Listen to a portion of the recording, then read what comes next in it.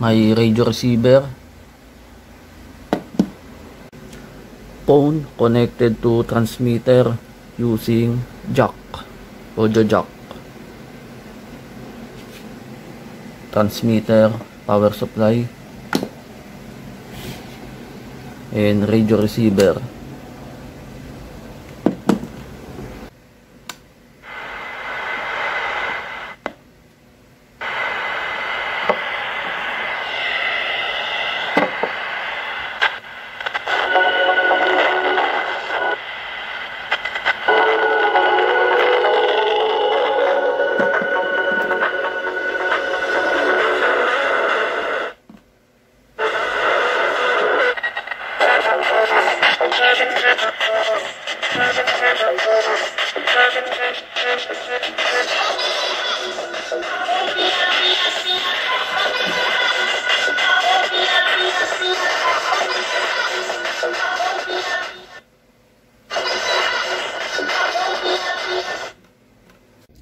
In this video, we will discuss modulation, which is a topic under the subject Principle of Communication.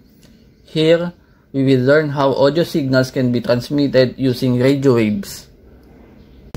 In analog modulation, this is where you change the properties of the carrier signal.